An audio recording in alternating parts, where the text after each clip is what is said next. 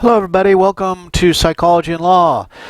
About time for Chapter 5, Lecture 5, however you want to name it. Note that kind of the beginning of the course, at least, the lectures 1, 2, 3, kind of conceptual. 4, when we were talking about psychology of the police, gets a little more detailed and a little more empirical, and will increase kind of the approach to detail over the next couple of lectures. I think one of the cool things about this class, one of the reasons I love teaching it, is because psych and law is so multifaceted. There's so many areas in which to discuss. And again, I'll return to our book, and my appreciation for the book really kind of centers around the broad picture that it paints. And so now we're going to talk about crime investigation. We're going to talk about witnesses. So let us move on. Witnesses are a resource, and there's no two ways about it. This is a picture from Great Britain. And to find witnesses, to locate witnesses, to encourage witnesses to engage with law enforcement, they often post signs that say, hey, something happened here, and they're looking to attract witness testimony from people who might have been in the area during the time and not realize that anything occurred. So witnesses is a resource. One way that witnesses serve as a resource is their potential ability to identify suspects. And then they can also recount the details of the crime as a resource. What does this mean? What does it matter? Well, it affects decisions to question or arrest, right? And that is to the extent that there's a good identification and an adequate recounting of the crime, then police officers may, in fact, then determine that it's warranted to investigate, to ask somebody questions, or perhaps if the testimony from the witness is strong enough, then the police might effect an arrest at that point in time. Now, witnesses become the primary source of building a case, right? There's other evidence, but witnesses become a strong component of building a case against a defendant. So prosecutors often interview witnesses, and this then informs them about taking the case to court or not. Is this witness reliable? How will this witness be perceived by a jury is a big question, right? And this can affect the decision to prosecute or not. It also affects then the decision on what crimes the prosecutor might then charge the defendant with. It also could affect readiness to plea bargain, right? And I told you at the end of the police lecture, if I'm not mistaken, that I served as a witness against someone who committed a burglary, and when I showed up at court, and then when I showed up at court, then the attorney and the defendant, I saw them have a little conversation. At that point in time, I was sent home, and they said, well, they've decided that they're not going to go to trial, that they've decided since you showed up and you are a strong eyewitness, that they're going to cop a plea, that is, they're going to engage in a plea bargain, because the perceived strength of my witness testimony caused them to say, no, we don't want to take this to trial. We're better off kind of bargaining it away. Now, when you act in the role of a witness, or you're being interviewed about what you saw in a crime by the police, this is where I want to go with homework 4, and this is multi-part that's going to be presented through the lecture. And I have to admit, kind of, in my first pass doing this course online now and developing homework assignments and less reliance on tests, it's like, boy, what am I going to ask you guys about? What I'm going to ask you to do that makes sense, that's at all meaningful and informs us. So let's see how this goes, right? Homework 4, you're going to answer this question. Everyone on your team, this is a group assignment. Have you ever been a witness to a crime? And if so, did you feel that you were listened to as if your statement was of value? And, I have borne witness in maybe a dozen different crimes through my work as a private patrolman, the contacts that I made at the shooting range and the investigation of some domestic terrorist groups, etc., that were ongoing when I was an employee there. And then, for example, just that silly incident that I told you about as an apartment manager, sometimes to give you an example, my nephew and I walked up to the UDF here in Columbus one night, one afternoon, and we saw a man appear to take a boy out of a car and attempt to put handcuffs on him. And we intervened, we called the police came, and then when it came time to explain to the police what we saw, I've never been met with such disinterest. It's like I was wasting the officer's time in recounting what we observed. And it's natural at that point then to feel devalued. Like, why am I participating in this? Why did I intervene at all if the officers aren't even going to listen to me? So what I want you to do then is put your name down, right? And were you ever a witness? Just a simple Y or N in that column. And then, did you feel valued as part of your experience in being the witness? Yes or no? And this is just to kind of give us a general sense and see what the prevalence of being a witness is, and also what perhaps part of the effect of being a witness is. So, I mean, this is not an earth-shattering part of the assignment, and certain components of this assignment are relatively straightforward, like just designating something in a table. This is old school, right? So when we see this picture of this officer interviewing this gentleman on the street, right, and he's got his pad of paper out, and to me that's a very familiar occurrence with police officers as I was growing up, always with the pad of paper, and they'd pull out the pad of paper and then they would recount the witness's information. Now you can see it's kind of an old school police officer, an older gentleman, right? And what they're going to do, if your testimony is pretty solid, then they might ask you to come down to the police station, and they're going to take a formal statement at the police station. So here we see this archaic situation of the witness sitting in her chair next to the police officer at the desk using that ancient device called a typewriter. Right, and he's going to type up the witness statement. So, and this will often be compared to what was written down previously to see the strength and the consistency of the witness statement. Now, police departments also can, or this is more FBI level or state inspector level. What we're looking at here is a form that's crime prevention armed robbery at financial institutions. And what's depicted here is a form that allows bank tellers, for example, to recount what they can remember as quickly as possible after the incident. So you can go down, what is the race, sex, eyes, age, right? Hair color, scars, speech, accent, lisp, glasses. Did the suspect touch or handle anything? And that's so it might facilitate the gathering of fingerprints. Was bait money taken? That's important to know because we could look for that, especially if it has an exploding dye pack. And then the clothing, the type of weapon, the method of escape, right? All of this, and what we're going to talk about is memory quite a bit in this lecture, is to get the freshest eyewitness testimony possible in the most systematic fashion possible. So this form is a device just to enhance the accuracy, hopefully, of eyewitness testimony. And I believe this is for what state? This is the Kansas Bureau of Investigation developed this form, but here's one that's very similar from the Pennsylvania Capitol Police suspect description. So in essence, what they're trying to do is gather the best recounting without erosion of memory over time.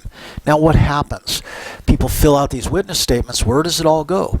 Well, in this day and age, right, the world of computers and databases, networked, between agencies far more so than it used to be, what we have then is a form that's presented as part of a database, and in this form we can see the computer screen and we see Sullivan, Kelly, date of birth, height, social security number, right, last known address, Pasadena, and then the comment, well, this person was at the scene, right, describe and what was the crime. See, all of this then is meant to facilitate the analysis of information, to look for connections, correlations, if you will. right? And this is the beauty of computers. When you think about the 1970s and you think about someone like Ted Bundy, a serial killer who's committed multiple murders, one of the ways that Bundy effectively escaped detection for so long is departments were not using computers, didn't have these types of databases to the extent they do now. So really, to avoid detection, one thing you could do is commit crimes in this state and then simply go to another state. And the states had no communication, they had no sharing of information. So you could move from state to state to state and avoid detection to a strong degree. Much more difficult to do now that computers are networked so extensively. Okay? Now, remember the old school? This is the drawings of the suspects. So if they needed, what does a suspect look like? We want to capture the image of the suspect so we can put it out there to the public or police officers so we can find this person, and you interacted with a sketch artist. So you would describe, and a sketch artist, this is someone who's highly talented, right? Highly skilled at doing portraiture. And they do portraiture not by looking at someone, but by listening to a description. And I think that's a really special talent. And when you look at the images that are created here, they're freaking awesome, right? I mean, they're highly detailed images of what this suspect looks like. And you can see how it would really assist in locating the suspect. And some of them are signed. I mean, the artistic quality is so high, they deserve to be signed by the artist.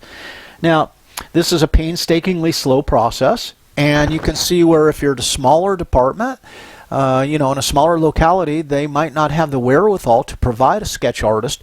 But if you're talking big cities, Chicago, Los Angeles, Columbus, right, there's probably someone who is available to do this, and they probably contract this work out, or maybe there's someone in-house that does it. Great artwork, but slow and probably costly.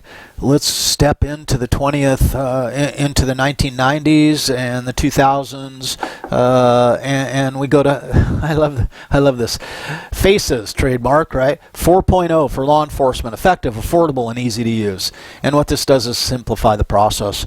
So now all I have to do is be able to drag and drop on a computer. And how many of us know how to drag and drop? Like freaking all of us since we were children at this, well, since you guys were children, not since I was a child, but when I was a child, computers only existed, like a JPL, etc., or IBM.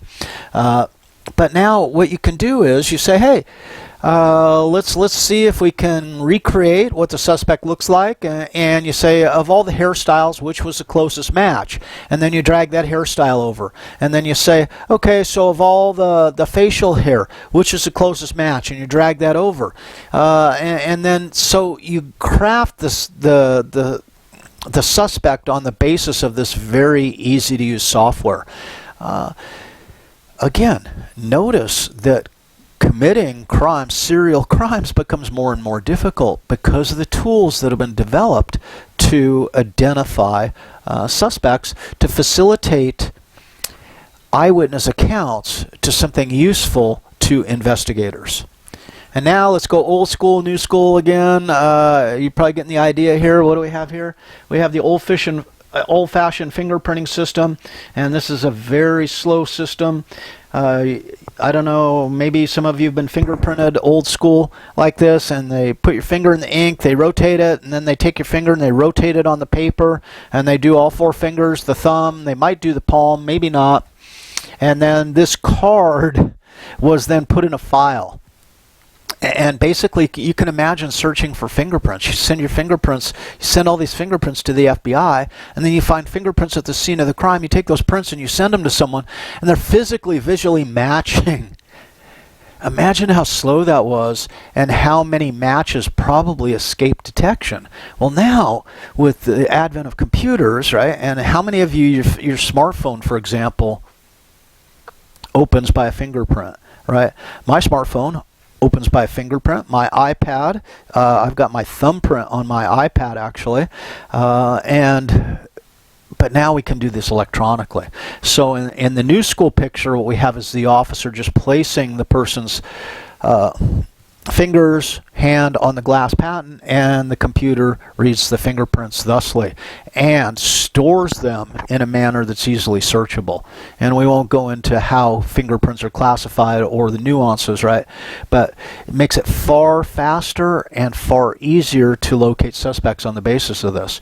And we know that we don't have to bring people into the station anymore, because everything can be miniaturized. So, you know, as your cell phone has been miniaturized, so is these devices. So now we can take handheld devices and, as these demonstrate, acquire fingerprints and actually upload those fingerprints to the main database and instigate a search. So things can happen much more quickly, much more can happen in the field, just a far more effective and efficient manner of locating potential suspects. And let us then talk about a surveillance society. And for those of you who've read George Orwell's 1984, one of the chilling aspects of 1984, which I read, you know, as a teen or a preteen back 1970 or so. And it was funny reading 1984 and 1970, you're saying, boy, this is 14 years out, I could see this happening. And there are cameras virtually everywhere. So one piece of advice I give you freely is that expect that anything you do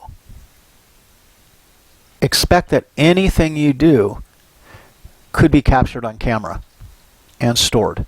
So no matter where you are, whether you're inside a business, whether you're outside on the street, in all likelihood, just assume that you're being recorded in your activity. Right?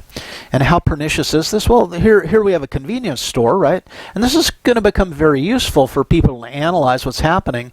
And it says, you know, this is public help needed. On Tuesday, January 2nd, right, the BP gas station at this address was robbed by an armed man. And here's an image. So this is the man, right, engaging in the robbery to facilitate eyewitness identification. And so these images occur everywhere. We have traffic cams, and Great Britain has far more than we do, but that can record where your car has been. And I love British detective shows. My wife and I both love these. And you know, they're constantly saying, okay, so let's investigate all the traffic cams between the suspect's house and the place where the crime was committed over this period of time. And they're locating, and it's fascinating how a car can be located by all these different cameras to really demonstrate if someone was where they said they were or if their car was out and about, right? And again, we have portrayal here of people within a convenience store setting and what's going on with them. So this is the future, or was the future, that is here now. How pernicious is this? My neighbor next door, Jim, so I'm up here in the attic. I'm looking out the window at Jim's house. Well, not really, because I got a blanket to keep the light off the screen.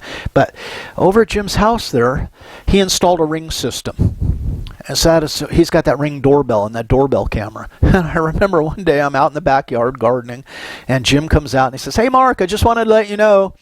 And I said, "Well, what's going on, Jim?" And he said, "I just want to let you know that my Ring camera has a perfect view of all your yard and the side of your house.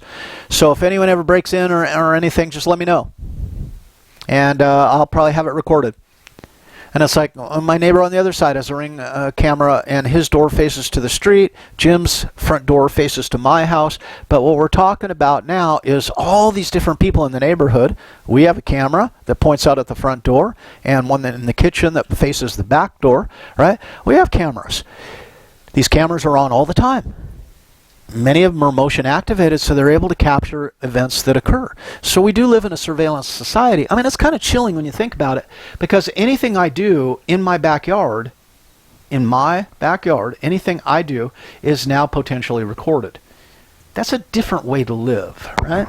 Now, what I'm going to show you here is an eye, a close-up of an eye. So you see the pupil, you see the iris, and as our fingerprints are individualized, right, so is the pattern in our iris.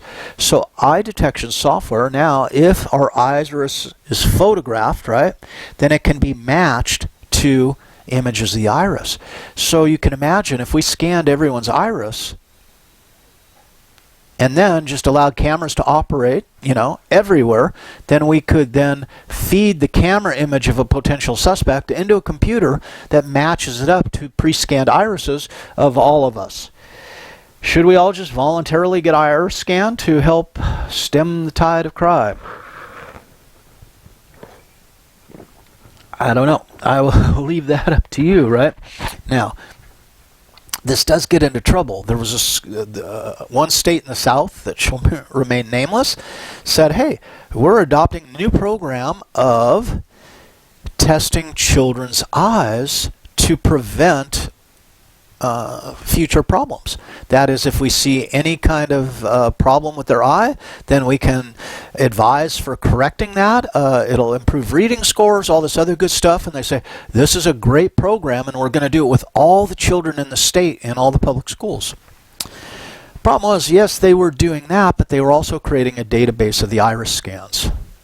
And how do we feel about that? And note that this is going to create a vast difference of opinion in you guys. Some are like, yeah, okay, so that's fine. Others are going to say, no, that looks too much to me like a surveillance society that I don't want to be a part of, right? And then further technology, here I'm just going to show you computers have the potential now to take an image face front, right, and then construct a profile image on the basis of that and rotate it. As you can see, this image is rotating back and forth, showing us the left profile to full front face, and now rotating to the right profile. This allows us to then take a picture of a suspect and create a three-dimensional model of it to facilitate identification and comparison. So technology is a boon to law enforcement in this regard. This picture, what we see is facial recognition software, and we can see in this black and white image of the man that's superimposed over the actual computer screen that operates this program. But what happens is this person is photographed, right? And the premise here is that we have highly individualized face shapes, and if we measure the distance from eye to nose bridge to the other eye to the point of the nose, and we can take any features like corners of the mouth, location of the ears, we can plot whatever we want in terms of facial point locations, and it should be able to individuate our face. So facial recognition software is probably used more than the iris detection software. And who's one of the leaders in the use of this software? Does anyone know? All right, one of the big leaders in this comes out of Nevada, casino security. Right? And casinos have a lot of money to lose, and there's a lot of professional gamblers out there. There's a lot of card sharks. There's a lot of card counters, right, who can really tip the odds in Las Vegas in their own favor and make a lot of money. And what happens is if you're detected doing this, then you're banned from the casino. But then how do you maintain the ban? And this is of critical financial importance to casinos.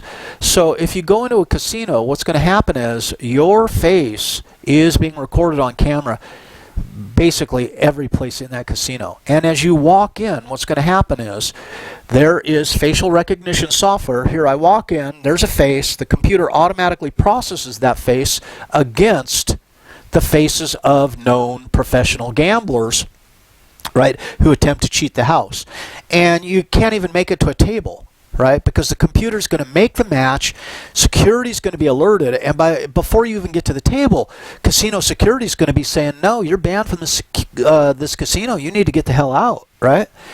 So where money is involved, you often see leaders in technology in the support of developing technology. Now, we say, well, it's no big deal.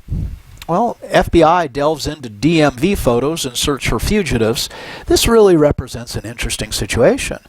So the FBI is getting Department of Motor Vehicle, which is a state-level agency, is feeding your pictures to the FBI to enhance this facial recognition situation, right?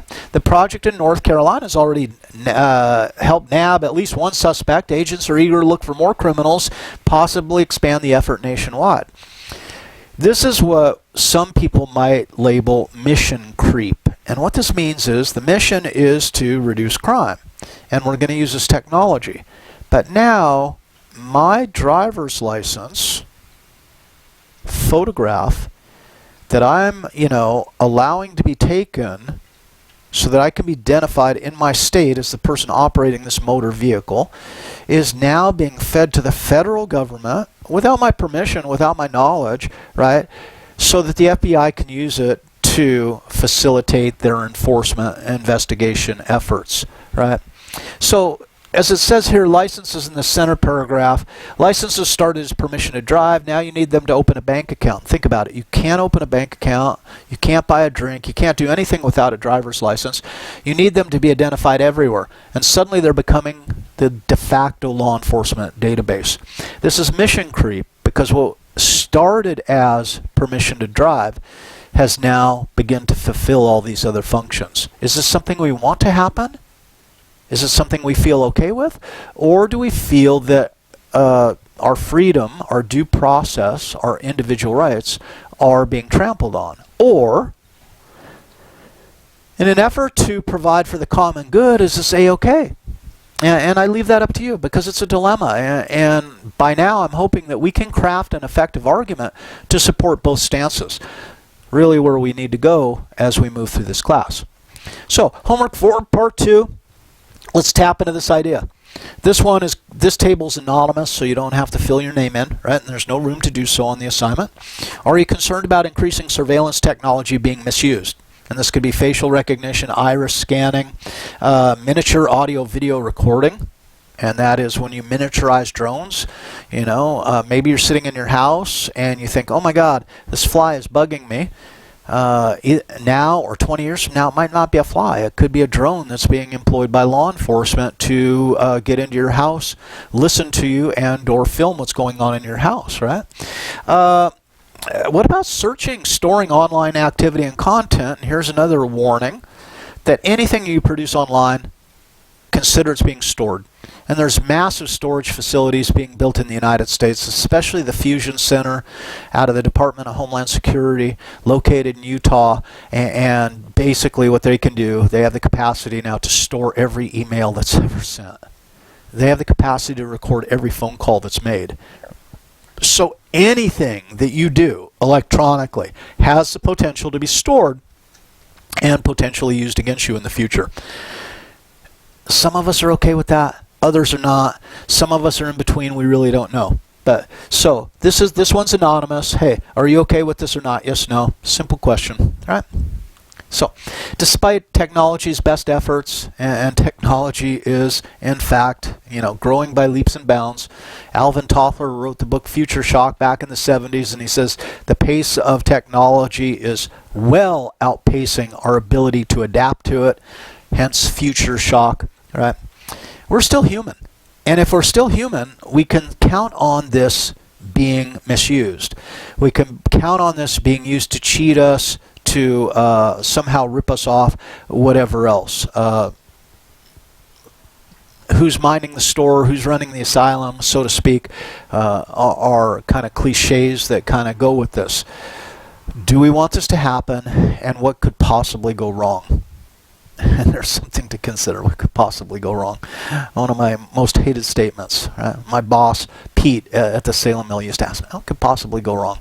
And I knew when he said we're that still we were human. Let's move on and talk about memory effects. Two separate but related issues concerning witnesses. General memory for events. And when we talk about general memory effects, let's face it, psychology has been studying memory, since 1800s, and some of the first, robust studies in psychology have been concerning human memory, one of which we'll likely talk about. This can draw from basic psychological research on memory. Okay? Eyewitness identification is a more specialized area of study. So we can see general memory effects you learn in, cognition class, psychology of cognition, what have you. When I was at UCI, I had two classes taught by Dr. Chubb. They were fantastic classes. I love Dr. Chubb. One was human memory and the other was human intelligence. Both excellent classes, right? So, and we offer similar classes here at Ohio State. Now, eyewitness identification is more specific, and it's more kind of a forensic nature. This is evidence from psych and law research rather than basic research on human memory. We're going to touch on both. So, to remember, though, if we're going to encode something in memory, we have to have first perceived it. Without perception, right, there can't be memory. If it went unperceived, if it went unnoticed, then it was never encoded into memory. So let's first talk then about what might cause something to be more likely to be noticed and hence perceived. Well, there's a couple basic human mechanisms. We have a bias towards novel stimuli. So if it's new, if it's not something we've encountered before, we're more likely to notice it and pay some attention to it. And we can see where that would have an adaptive value. Note that we're talking now about a lot of things that kind of are evolutionary legacies for us. Now, let's talk about movement. Stimuli that move more readily attract attention. Ah, interesting, right? Why would movement be more likely to attract our attention, more likely to cause us to notice? Well, let's face it. If it moves, we can eat it, potentially, or it can eat us. So it's very evolutionarily adaptive to have a bias towards noticing movement. Okay? Importance to the self. And this might be a more social kind of evolutionary aspect. Importance to self. Stimuli that has implications for the self is likely to attract more attention. And these are basic perceptual phenomenon that exist in animals, humans, right? And as I tried to point out, have adaptive value. Now, let us talk about the weapons effect. This is where perception is diminished, and these are really cool empirical findings. And my second advisor, Marilyn Brewer, often talked about findings as being sexy in that findings that are counterintuitive. I mean, it's cool if we set up an experiment and we find out, we verify something that everybody already knows. And we have to do that. We have to provide empirical support even for what grandma told us since we were children. But let's suppose we find something we didn't expect to find, something that's counterintuitive. Then it becomes very interesting. Now, let's think about if someone was pointing a gun at you. That's a high-impact situation. Wouldn't you expect that if someone's pointing a gun at you, you would never forget what they look like? Well, Loftus, and we're going to talk about a lot about Elizabeth Loftus, who's really built her career on understanding how people process information in the context of witnesses, among other things, right? She was at University of Washington in Seattle for a good long time, but she left University of Washington and Boone to my old alma mater, University of California, Irvine. She's gone down to Irvine and is a kind of a centerpiece of the criminology department there that's operated out of the School of Social Ecology. And I'm a graduate of the School of Social Ecology at Irvine. My degree was Psych and Social Behavior, but they have criminal justice, they have environmental analysis and design, they have child development. It's really kind of a holistic kind of approach, hence the School of Social Ecology. And we had to take a lot of classes across areas. I love the School of Social Ecology. And if you're interested in the study of criminal justice at a graduate level, man, if you don't put Irvine up in the top 5, I don't know what to say. No, I'm an anteater. That's the mascot of the school, and I'm a fan. So what can I say about that? And does it hurt if your college, your university is well renowned and it's only 10 minutes from the beach? Yeah, think about that. All right. And if you live in Southern California, you have every kind of ethnic food available to you on the planet. And that's pretty cool too. A lot of diversity. So, weapons focus effect. What did Elizabeth Loftus demonstrate? She tracked eye movements of participants, and they were watching characters in a bank gun versus checkbook. And so in looking at these participants that are interacting, right, they're watching this occur, and there's either the checkbook that's present or the gun that's present. That's the manipulation, right? That's the independent variable. What do we see? Well, net impairment of ability to identify the person with the gun. And it's like, that makes no sense. Because if someone's holding a gun on me, I should be imprinting their face. Why the hell is my ability to identify that person impaired in the firearm condition? Well, the deal is, Loftus is tracking eye movements. So what she can do is she can quantify where the eye is pointed. And interestingly, the explanation is pretty simple, albeit maybe perhaps counterintuitive, that if someone's holding a gun on me, it seems that my eyes are looking at the gun more than they're looking at the face. And that's reversed in the checkbook condition, where more focus on the face rather than the checkbook, because the checkbook, you look at it, it's innocuous, your attention goes back to the face. You got a gun pointed at you, you're looking at the gun, and ignoring the facial details, so you don't encode them, and thus you don't remember the face as well as the other condition. This is a seminal study, right? And but it is adaptive, right? A lot of old westerns, when you listen to them talk like the gunfighters, well, just watch in their eyes, and that'll tell you when to draw. Most of the law enforcement people that I've spoken to that actually have been in these situations say, you don't look at the person's eyes, you watch their hands. Their eyes don't draw a gun and fire it. It's their hands that draw a gun and fire it. So your attention needs to be on the hands, the gun, not the eyes. But regardless, that's kind of an aside. Now, Pickle takes it a little more counterintuitive, and he says, wow, that the presence of a weapon doesn't just interfere with encoding visual information, it seems to interfere with the encoding auditory information as well. So this cross-modality interference is frickin' fascinating. The idea is, though, the attention's on the gun, and that's where the attention goes. Okay? Now, we're going to take a look here at a video, and what I want you to do is watch the video, and then we would watch this video in class, and then I would ask you if you noticed anything kind of unusual or different, and can you recount that? So we'll get that set up here. This is a movie perception test. Watch this brief video of a conversation, and then I'll ask you some questions about it. Hi, Sabina. Hi. Well, it's been a long time since I've seen you. Yeah, it's great to see you, Andrea. So how did you get here? I took the subway from Middleton, and it took only about half an hour. Really? I drove from Gresham, and it took 45 minutes. Hooray for public transportation. So why did you call me here for this mysterious meeting?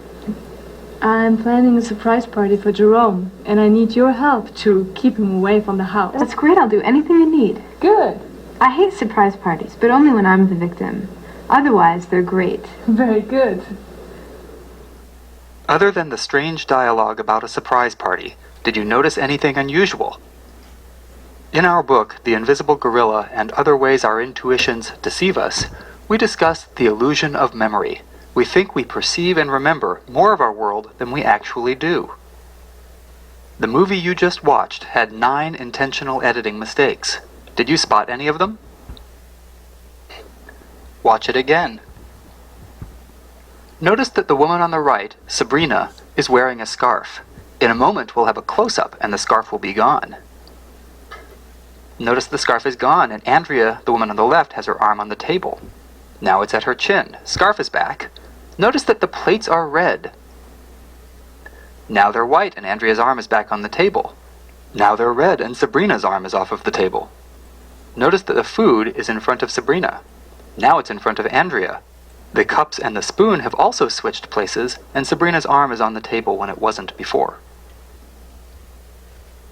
Most people don't notice any of the changes, a phenomenon known as change blindness. But most people are confident that they would notice the changes. That is the illusion of memory. Check out our book, The Invisible Gorilla, to learn more. www.theinvisiblegorilla.com. Cool, huh? And this back on. Of course, many of you have seen the demonstration where the gorilla walks through the people playing basketball. I used to love to use that, but like everyone has seen it, so it's no good to use in this class anymore because everyone's always seen it.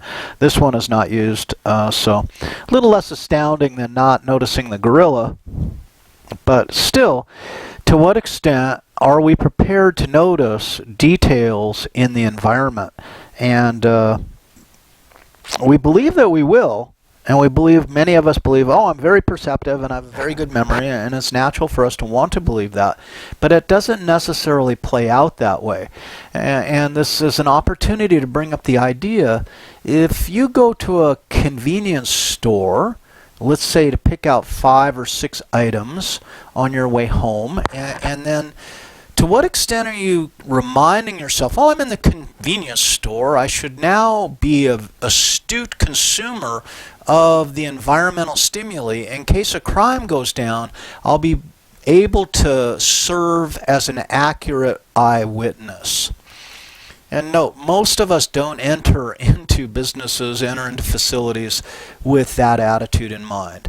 So we're lucky to notice anything at all that isn't of our immediate purpose. So often changes go unescaped. So let's talk about memory then as part of this perceptual process. I love this wheel, and I show this wheel in many classes. It's the cycle, right? And since it's a wheel, it's a cycle, it's ongoing. It really is our life, 24/7, 365, if you will, from birth to our ultimate demise. I like to start up in the upper left there with goals, motivation, and emotion. And what we're saying is my current goals, what I'm trying to do, like fill out my list at the store, picking up the right items, or my motivations or my emotions affect what I attend to. So our attention operates in service of our goals, motivation, and emotion. So for example, if you're on a road trip, if you're driving down the freeway,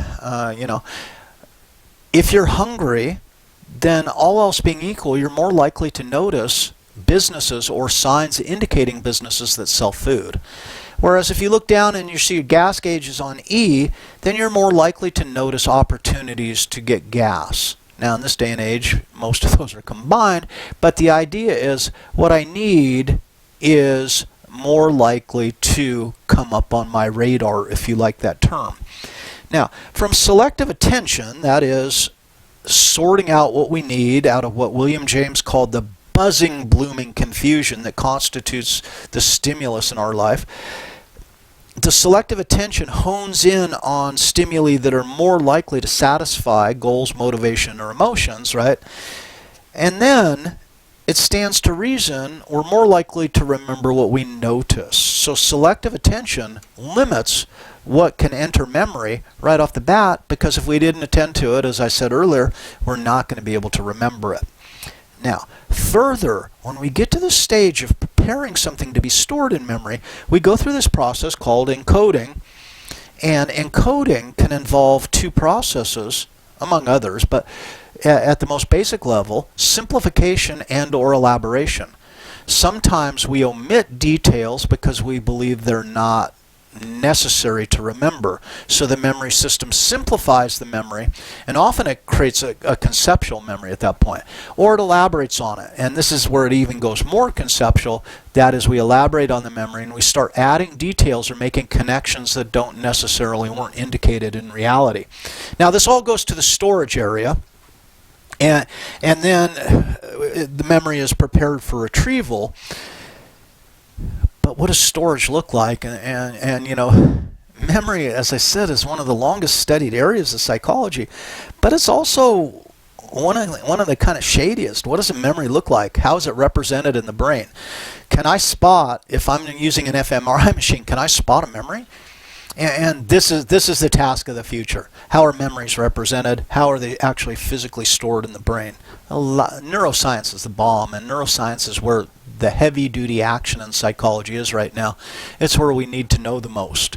So expect to see the most money invested in neuroscience programs, the most students going into neuroscience programs really, or at least in increasing amounts, and the more attention spent in neuroscience. It's the era of neuroscience right now. So for those of you who are studying neuroscience, probably chosen wisely.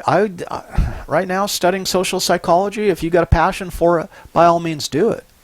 But note, it's not necessarily where most of the money is being spent, where most of the resources are being invested. And also, I will warn you that the job competition in social psychology is miserable. There's a hell of a lot more social psychologists looking for work than there is opportunities within academia. Okay. Now, if we're talking about marketing, advertising, etc., there's still a robust desire for social psychologists. Now, from storage and retrieval, we get to cognitive output. We're closing the loop, right? Cognitive output or behavior. So cognitive output is the memory. It's the consciousness of the memory. It's the cognitive output is the content of working memory, if you will. Consciousness. To me, consciousness, working memory, essentially kissing cousins at the very least. And then behavior. And behavior is another form of output, right? Now, from the cognitive output and the behavior, we close the loop going back to goals, motivation, and emotion. So what we think, what we remember, what we do, then affects our current state of goals, motivation, and emotion, and so we spin the wheel. This is it, man. This is the wheel. This is our life, right? So that's why I love this wheel. Now, but the big take-home point is selective attention is guided by goals, motivation, and emotion. Okay? Let's talk specifically about the storage area. Right? So long history of memory research since 1800s. Key findings: memory is a constructive and reconstructive process. So the contents of memory are stored, but are they stored intact? And that was the big question. And the general consensus is, the key finding is memory is a constructive. So when you remember something, you're not pulling something out intact. To remember is to create, is to reconstruct. So it's not a file drawer where you pull out this intact memory and every time you go to the file drawer, you're pulling out the same memory. No, it's subject to reconstruction each time you access it. It's not a VHS tape, so we can't. Isn't that funny? Do you guys know what that is? Yeah. So this is a video and audio recording device was the VHS tape. And you can pause it, you can reverse it, you can play it forward, right? It ain't any of that. All right. And this whole idea of photographic memories, let's not even. All right. I mean, there are some people that have photographic memory, but it represents such a tiny minority of people that the whole concept of photographic memory, it's interesting, but it's really not informative in what we're trying to talk about here. So, if these general memory effects, what are we talking about? What can occur? Well, there can be additions. So when we talked at the bottom of that circular chart, right, we said elaboration or simplification. We can add, we can elaborate. Boy, this is a lot like something else I observed before, so now it becomes tagged and those ideas become combined. We can also remove what we believe to be extraneous details from the memory encoding system, so there can be removal. All right, so we can add information or we can subtract information. We can't count on our memory being encoded precisely intact, right? And we certainly can't expect it to be retrieved as a precise replication of what actually occurred. I'm going to offer you, and this is getting into my opinion area, so I'm going to say it as such and allow you to make your own judgments.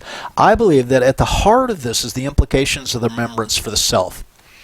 So we tend to want to remember things in a way that supports self-esteem, that are congruent with previous beliefs, right? So at the heart of this memory system is the maintenance of self, right? At least in some aspects. And part of the self, one of the most important parts of the self is the cognitive structures.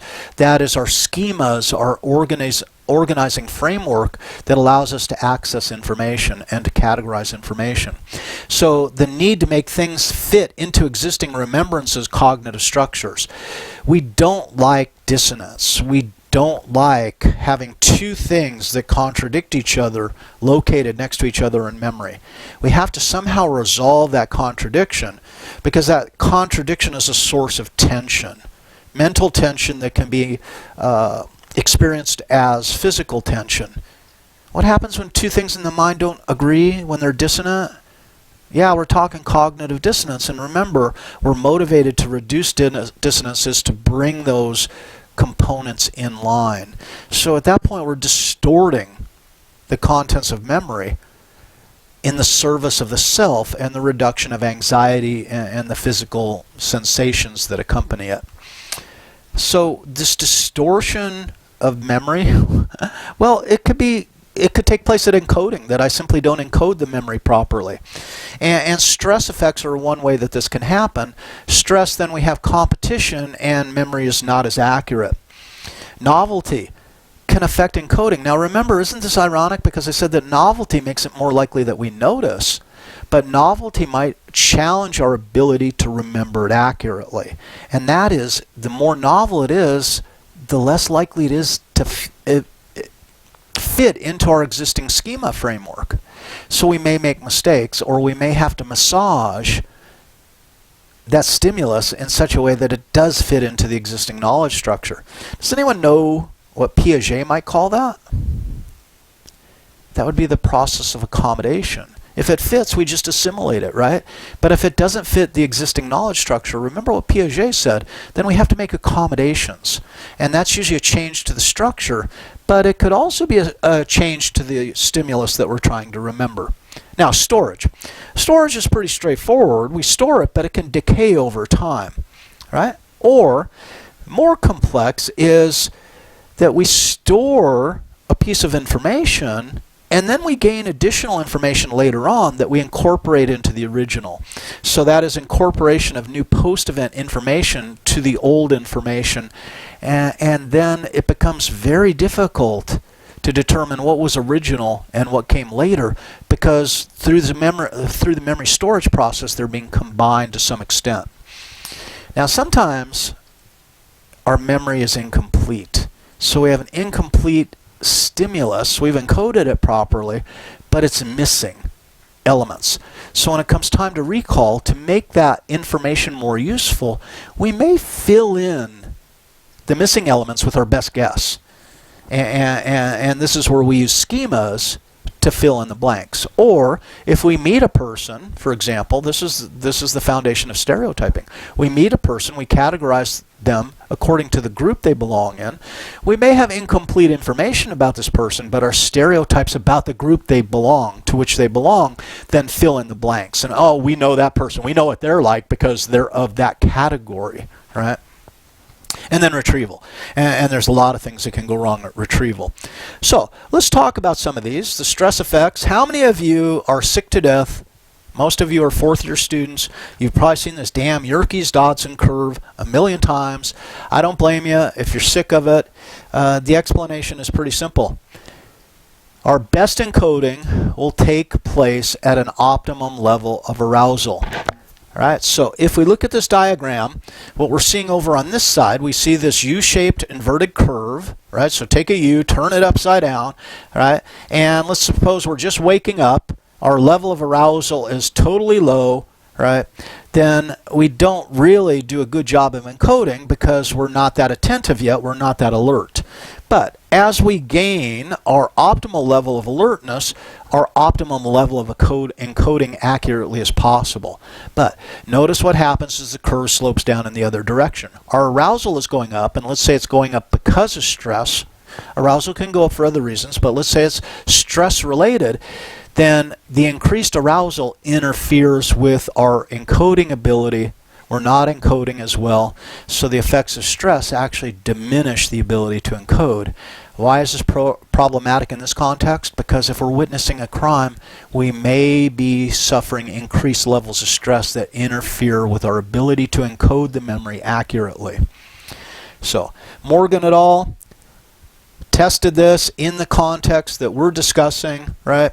High stress had a failure rate of 34% when asked to identify an interrogator 24 hours later.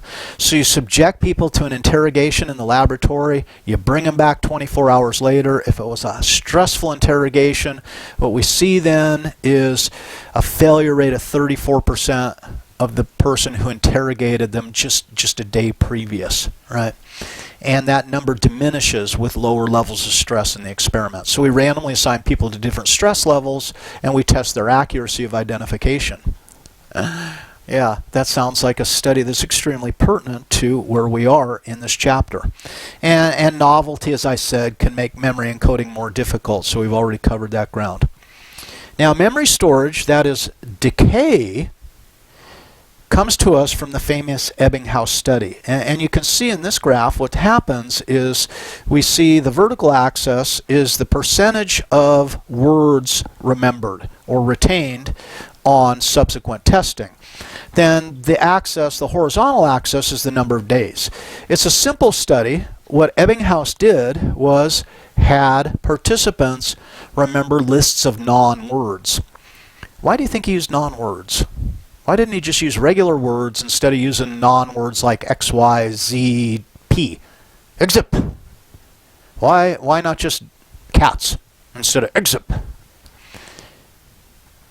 Well, if you're thinking that if we use real words, we can create meaning through elaboration and enhance our memory, you paid attention in your memory class, or you paid attention in the memory lecture in Psych 1100, right? That if it has meaning, it's easier to remember. What Ebbinghaus wanted was a test of absolute raw memory. That is, so non-words have nothing you can link them to. It's the toughest test on your memory. What does he do?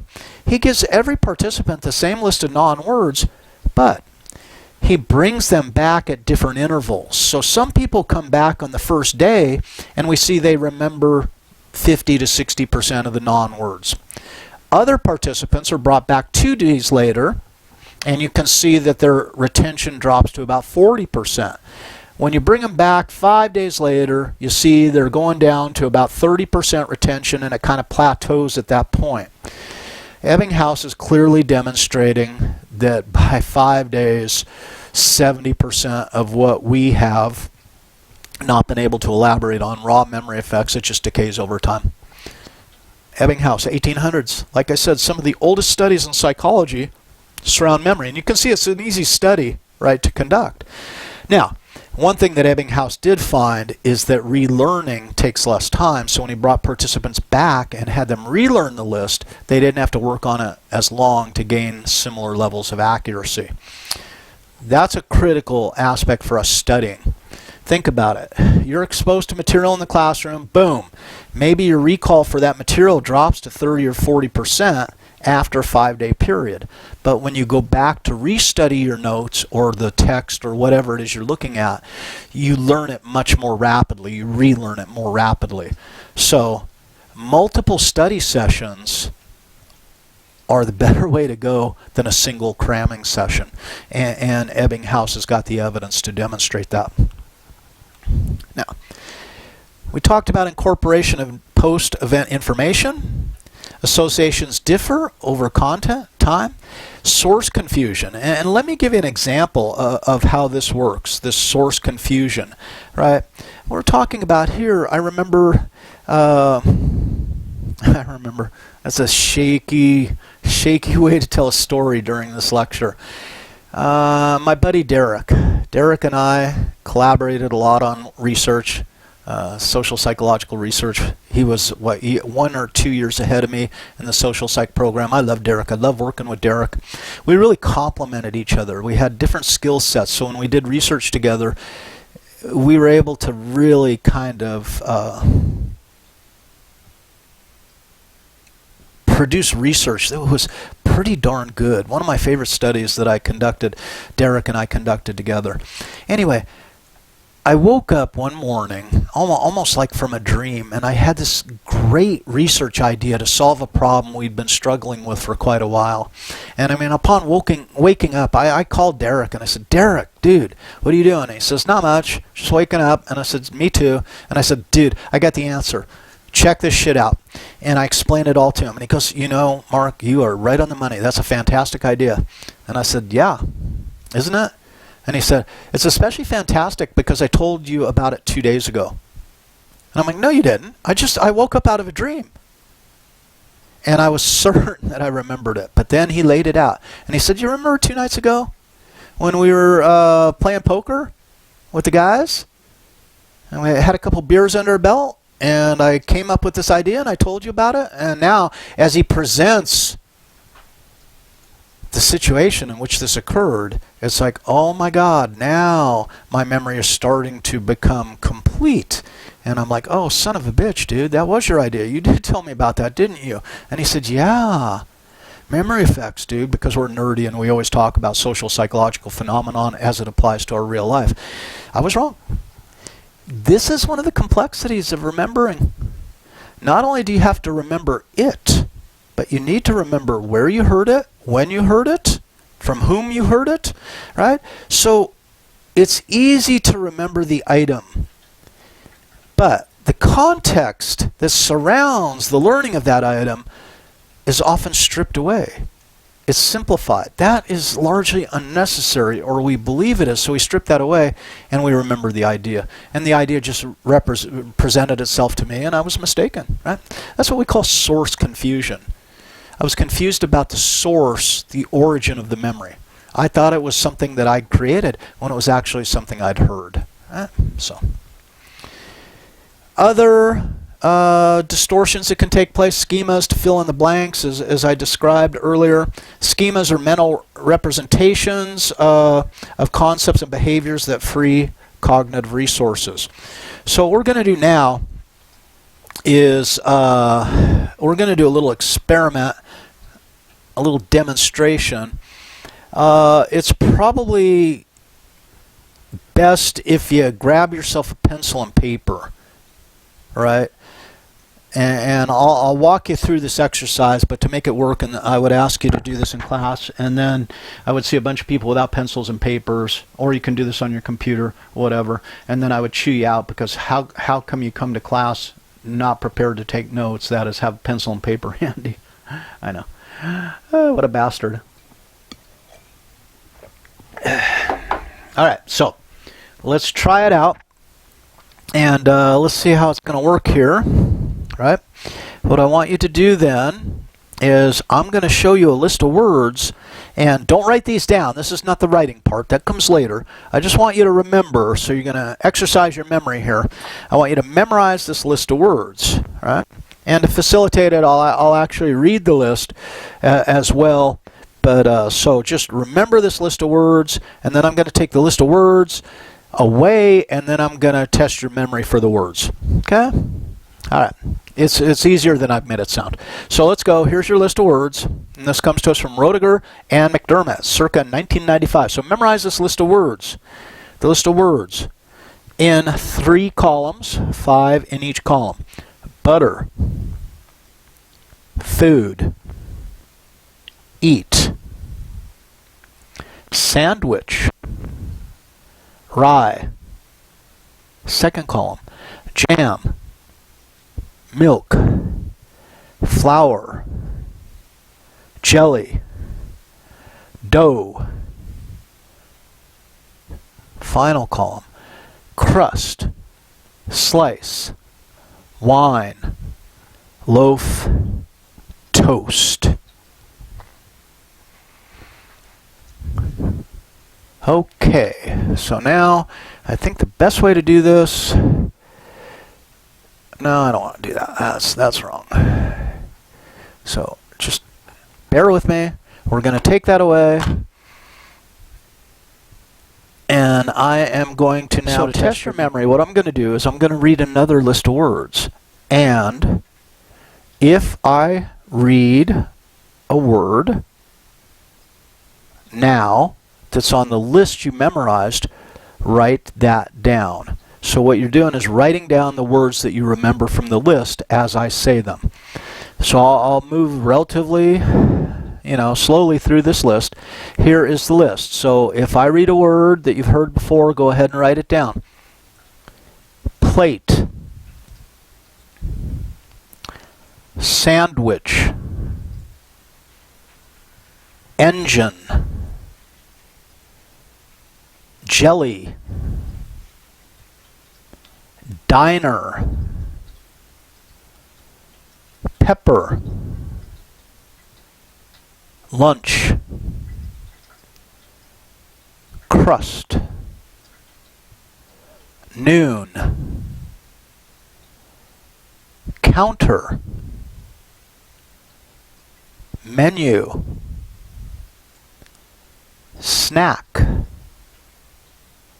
dough, water, napkin, bread, wine, toast. Okay, I'm going to get us back in place here.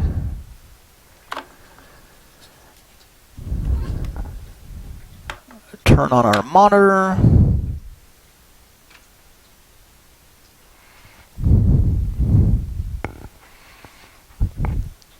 Iris has shown up. Which ones do you remember, Iris?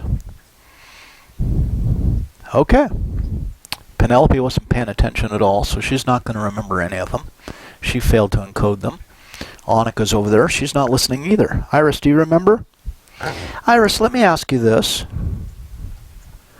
Iris, did you write down the word bread? Why the heck isn't this showing up?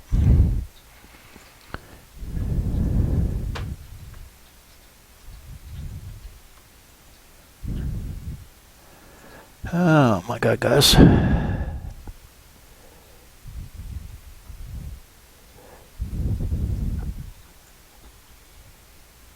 Ah, here we go.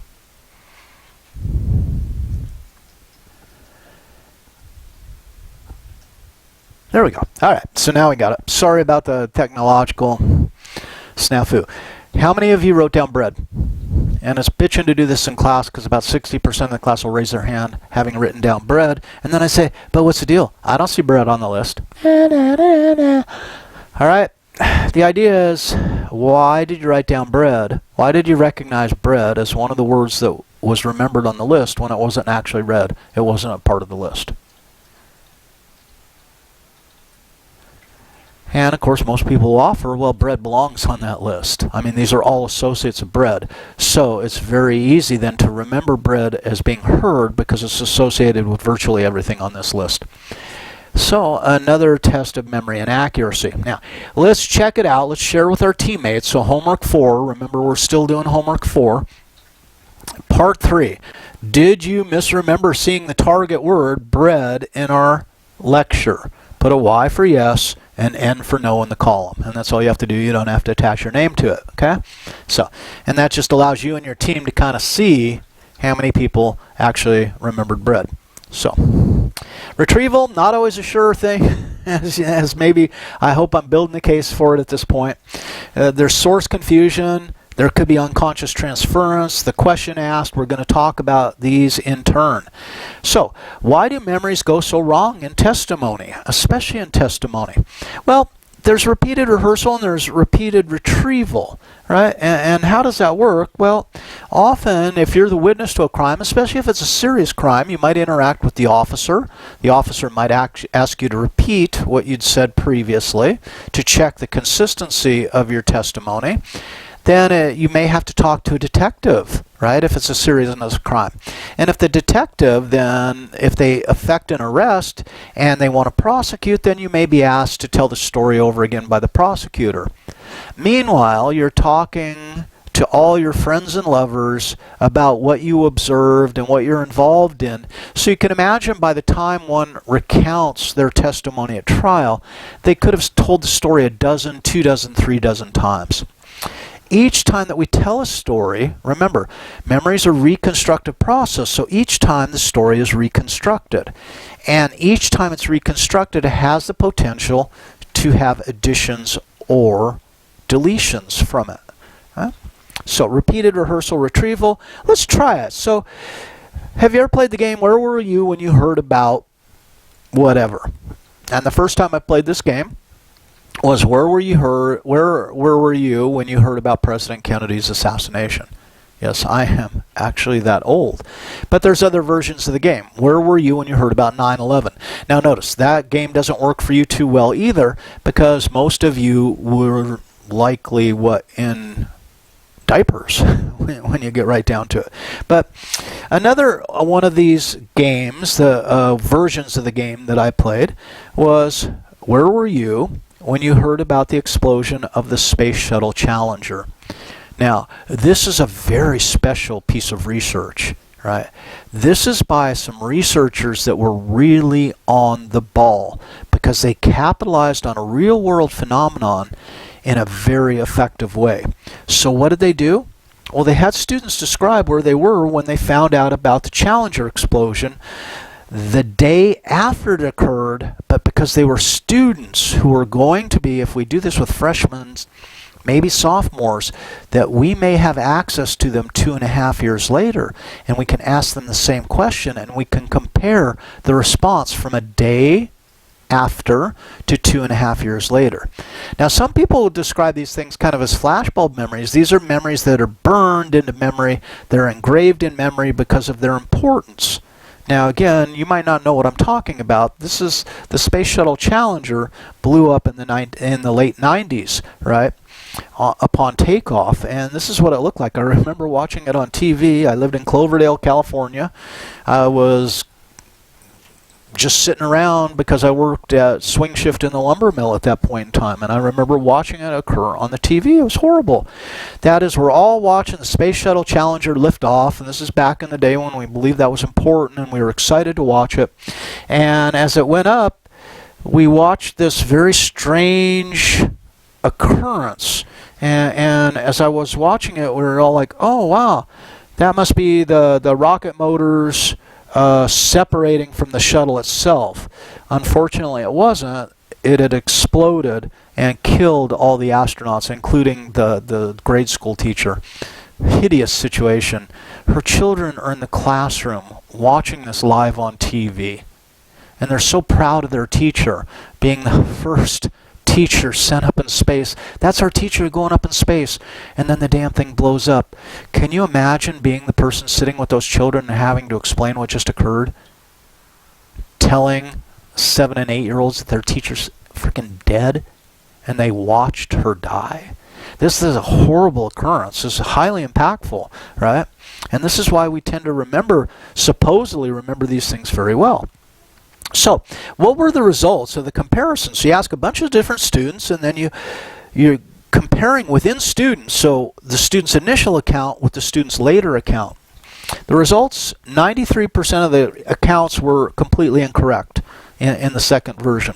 60% of the details were partially wrong, and then 67 details were correct. So that's not a very good ratio. That's like 25% correct, 75% incorrect. All right? 25% of the participants in this study were incorrect on every detail in their own accounts. And you say, well, I don't know. That might be a little hard to buy because these are the memories that are encoded and ever ingrained in our information in our stores. But let's here's an actual example. So the first account is January 86. I'm sorry, it's 86. I said 90s. I don't know what I was thinking. And then 88. So I guess I forgot when I was living in Cloverdale. Oh my God, a lecture on memory, and here I am forgetting. So, surprised? Maybe not. All right. So, January 86. This is the student's account. I was in my religion class, and some people walked in and started talking about the explosion. I didn't know any details except that it exploded, and the school teacher's students has all been watching, which I thought was so sad. Then, after class, I went to my room and watched the TV program talking about it, and I got all the details from that. Okay, straightforward account. No reason to question that. 2.5 years later, we asked the same student, hey, where were you when you heard about the Space Shuttle Challenger explosion? When I first heard about the explosion, I was sitting in my freshman dorm room with my roommate, and we were watching TV. It came on a news flash, and we were both totally shocked. I was really upset and went upstairs to talk to a friend of mine, and then I called my parents. Okay. This is one of the stories where every detail is completely incorrect. Right? And there's a lot of reasons that you can see for this. But the idea is, and this is, what, 32 months later. Think about it, though. How many court cases might drag out from the time we actually witness the crime to the person goes on trial? A year, year and a half, 2 years, 3 years is possible, right? So this time that transpires between event and recounting of the event for the purposes of the jury to make a decision can be extended and can allow for a tremendous amount of distortion to take place. Largely what happens is she's told this story numerous times. And every time the story is told, it can change. It can be changed just a little bit, change a little bit. And these incremental changes then add up over time to incorrect reconstruction of the memory, to the extent that it's largely unrecognizable. So, repeated questioning then leads to repeated rehearsal and retrieval. Now, this implication that something in the original memory is incorrect or missing, and I think this is untested, and I think this would be a cool experiment, because the first time that I actually bore witness to a police officer, I remember I was somewhat taken aback. The police officer is asking me, "What did you observe?" And I'm like, okay, I'm explaining, I'm recounting what I observed, and I mean, I just observed it, right? And the officer's there with that little book that I alluded to earlier, and they're writing all this stuff down, right? They're writing it down, writing it down, writing it down, and then when I get to the end, they say, "Is that it? You sure that's it?" And I say, "Yep, that's it." Then the officer looked at me and he said, "Okay, so let's do that again from the top." And I remember thinking, well, why do I need to say that again? Is there something that I did wrong? And notice, for many of us, if we're asked to repeat something, we're immediately put somewhat on the defensive that maybe something I said the first time didn't go over well, is somehow wrong, or so then it might cause some confusion, right? So I don't know if that would bear out empirically. I don't know that that's ever been researched, and I think it would be kind of a cool research program. I'm sure 4 or 5 studies could be constructed and a publishable article arise out of those. Now, child witnesses, and let's think about this, often children are really in this special situation because often children are witnesses to crime that nobody else witnessed, right? And they're often interviewed as many as 11 times, especially in abuse cases. And think about it. Most abusers engineer the abuse circumstance and environment so that the only person present is the abuser and the child. So there's no ability to corroborate their stories, their recollections, right? And it's often their word against someone else's word unless it's bolstered by some form of physical evidence. So memory in children, a couple things we know about general memory effects in children. Children are often especially eager to please, that is, their caregiver or someone they perceive to be an authority, like a detective, a social worker, what have you. So they're especially eager to please. Children are less accurate than adults generally, and I mean, yeah, no surprise there. Children are more open to suggestion. Let's face it. Children are asking you to put their teeth under the pillow so that the tooth fairy can come by and leave them a buck or whatever the current rate is, right? So this is now going to be put to the test. I'm going to take us to the end here because what I see is Margaret Kelly Michaels. And this was a Los Angeles-based daycare center. It was called the We Care Nursery School, which I think is a really cool title for a school, right? But what happened is a parent became suspicious and alerted the authorities, and the authorities descended on the nursery school to look for evidence of sexual, physical abuse. And after interviewing the children, it became apparent that there was physical and sexual abuse that was linked to satanic rituals, and perhaps even going so far as involving animal sacrifices. Well, Margaret Kelly Michaels, she was arrested and she was convicted on 115 counts. This is no small trial, right? And it's got huge publicity in Los Angeles. And interestingly, later there was years later there was another 2 incidents in Bakersfield, California, that were parallel incidents to this. Well, Margaret Kelly Michaels served 5 years, 47-year sentence, 5 years of her 47-year sentence, overturned on the grounds of suggestive and coercive memory. And what they did in her appeal is they got the actual transcripts of the interviews of the children. and they demonstrated to the appeal court's satisfaction that the questions were of a leading nature which led children to misremember the events that occurred, or not, but the point is that the questions were so bad that no longer could we trust the children's testimony as being genuine, that it might have been created on the basis of those questions. So Margaret Kelly Michael's conviction was overturned on appeal. Right? Now, is this even possible? Well, Cece and Brooke wanted to answer that question. So what they did is they enlisted the help of a nursery school, and they introduced to the nursery school the notion of this character called Sam Stone. And they did this over repeated visits, right? And they were telling stories about Sam Stone, and Sam Stone was portrayed as someone who was clumsy, and then as a result of his clumsiness often broke things. Well, what they did then is they arranged to have an object in the nursery school broken, so when all the children are arriving in the nursery school that day, they see this broken object and they're all interrogated. They're all interrogated, how did this object get broken? What do you know about it?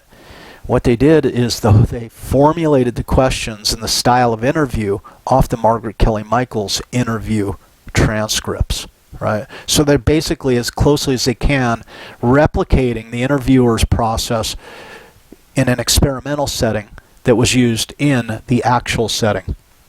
So what happened? Well, over time, the leading questions led to 72% of the children blaming Sam Stone for the broken object. Right? And okay, you know, that's fine, but Sam Stone is known to be a fictitious character, doesn't matter, I guess. But 45% of the children testified in the laboratory that they saw Sam Stone actually break it. So is it possible to implant memories in children? It's especially easy to implant memories in children. Is it possible to implant memories in adults? Yes, to a lesser degree, because we saw that children are more suggestible than adults. But a fascinating study, and again, these are some the studies that we get to talk about in this class, and one of the reasons I find this class teaching is so interesting is we have some amazing studies that we get to discuss. So, homework 4, part 4. I'm going to give you the option to answer in one of two ways, and maybe I'm constricting you, and maybe this is artificial constraints, but after we got through the memory section of the lecture, did your certainty of the accuracy of your memory decrease, or does it remain unchanged? And you simply put an X in one of the two columns. Boy, my memory, the confidence in my memory has decreased, even slightly, then say it decreased. If you believe, no, my memory's solid as ever, then no change. Okay? The third option I didn't think made sense. I mean, if you really want to volunteer the third option, then do a write-in vote that my memory improved as a result of the lecture. I don't know how that could occur on the basis of this lecture, that one could, perception of the quality of their memory actually improve. But maybe. But I got kind of a forced choice of two options there. Let's talk about unconscious transference. This is another frickin' crazy study, right? Forgetting the context of a remembered stimulus and subsequently misremembering the context of the stimulus. And it can lead to the identification of someone at a crime scene as the suspect when they were present at the crime scene, but they were actually a witness or just a non-participant, right? So Buckhout, what they did in '74 is they staged this mock assault, right, in a classroom, in a lecture hall. 141 students. 7 weeks later, the students were asked to identify the suspect, right?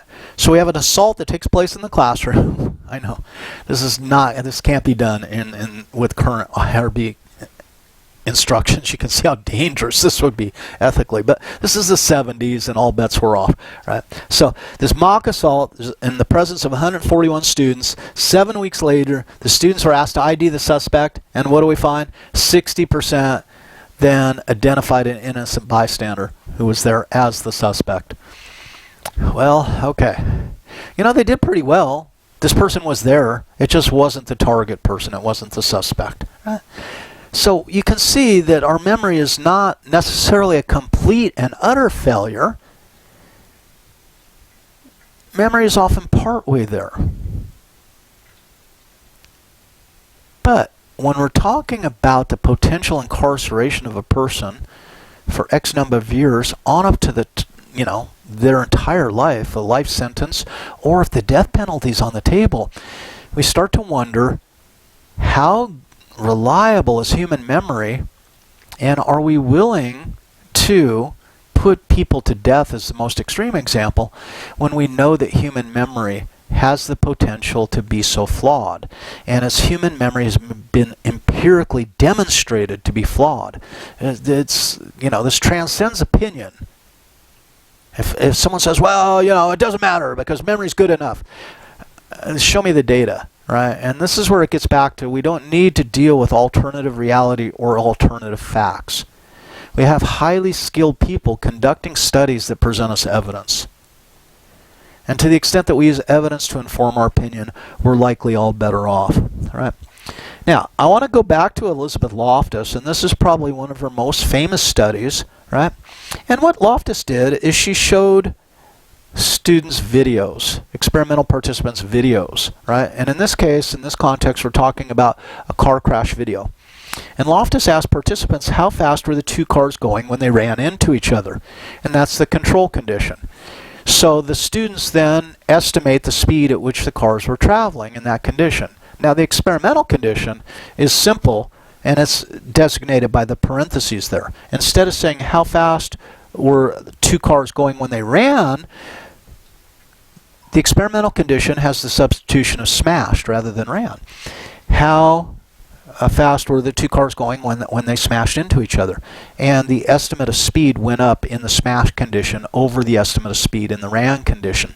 So we say, isn't this interesting? That by changing the word, we get a different estimate of speed, right? And this then could make someone liable for the accident. If we say, hey, we think they were going 30 miles an hour, that's my estimate, right? And that's within the speed limit, then there might not be any fault of that driver. But if I use the word smashed into each other, and it bumps the estimate up to 35 miles an hour, which is 5 miles over the speed limit, then it increases the level of perceived culpability of the driver in that accident, right? So there you go. The second question, and this is the beauty of skilled experimental researchers. Also, do you remember broken glass on the ground in the video? And people in the RAN condition, less likely to say there was broken glass. People in the smash conditions were more likely to state there was broken glass. So notice what Loftus has done is use two dependent variables, the estimate of speed and the acknowledgement of the presence of broken glass. And in the smash condition, we see both of those elevated. So if you're a good researcher, you rarely rely on a single dependent variable. And as I was talking about my buddy Derek and I almost always wanted to use three dependent variables that were key to the study. And if all three dependent variables followed the pattern, then we felt that our findings were far more secure than relying on a single dependent variable. So we are big fans of multiple variables being assessed within our experimental research. And that comes from our crazy-ass training at OSU in the social psychology program there.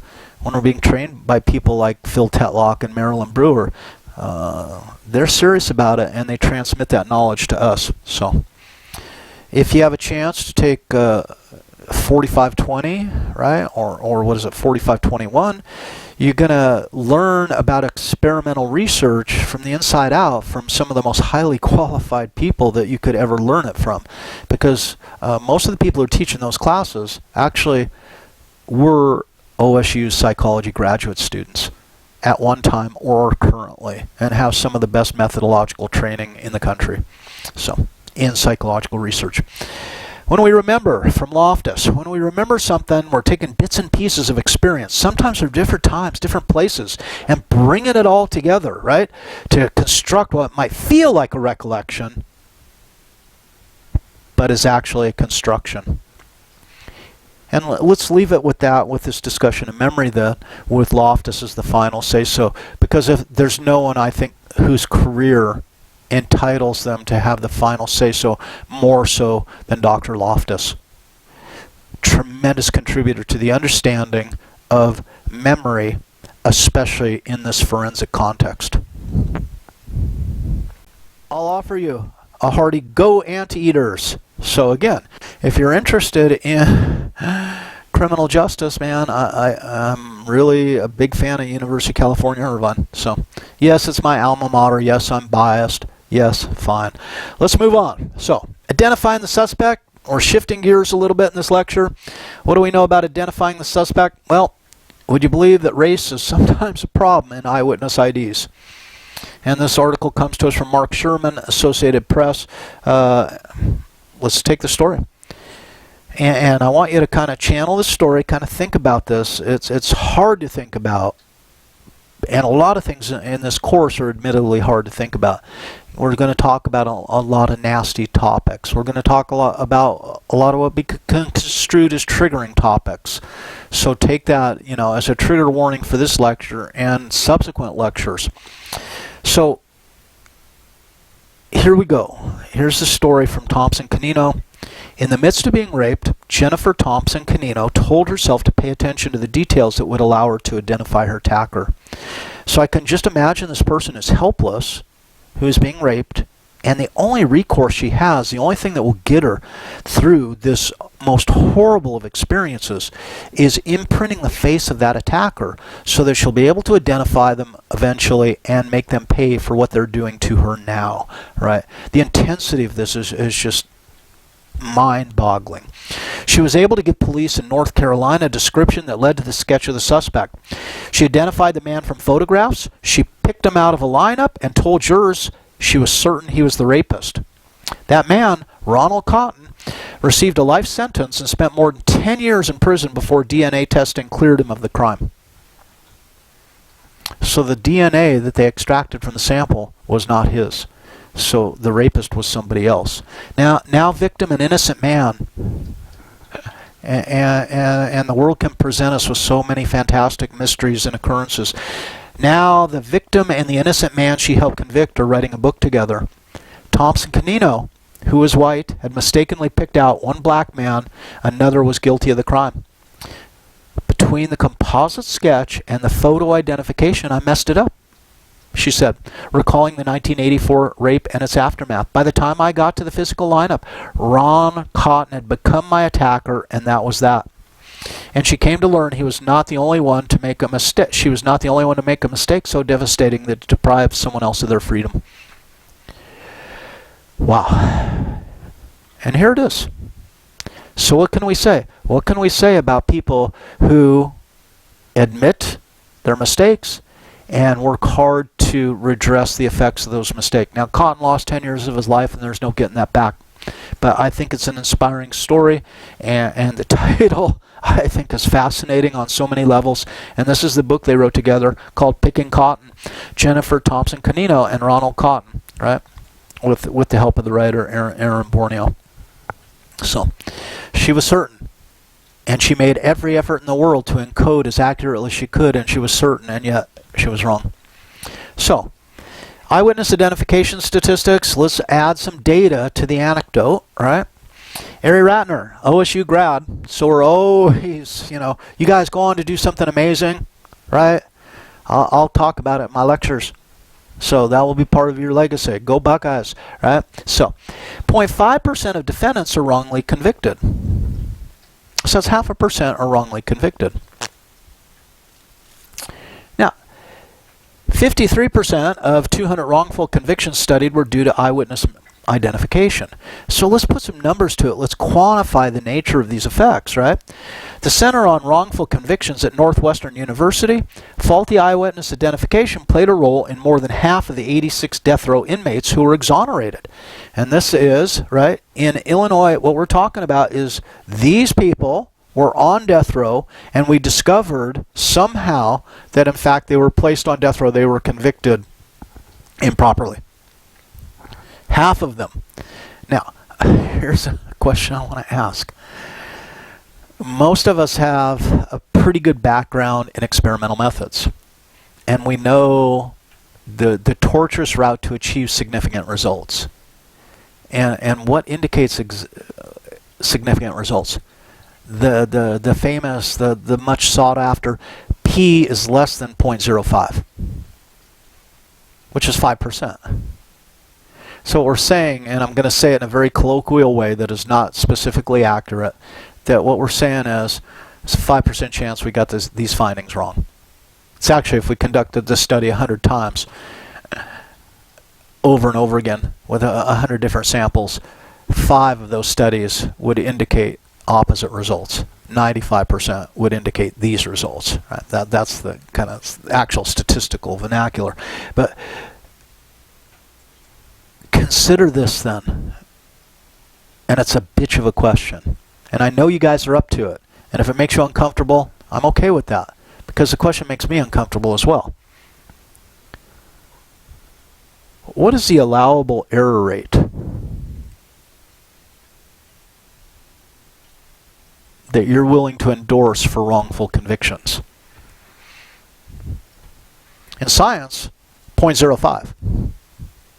That these significant results were found in error, that there are actually no results. We're good with 5% in most empirical research in psychology. But when we move it into the courtroom, what is the acceptable error rate? And don't tell me, I mean, you can say, well, no error rate is acceptable, and that's fine conceptually.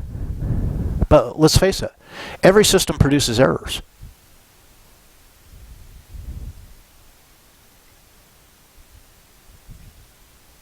So what sends off the alarm bells? 1% wrongful convictions? 3%? 5%? And that's, to me, a very troubling situation. Go back to this. In 38% of the cases, the sole evidence against the accused, in a third of those 43 cases, was the sole evidence against the accused was eyewitness identification. And when we talk in terms of criminal justice reform, I think this is a great time to bring up that notion. Should we allow a conviction to take place on a single piece of evidence? Or should we require multiple pieces of corroborating evidence to make a conviction? And remember what I said about experimental findings. Elizabeth Loftus had 2 dependent variables, right? Derek and I really struggled.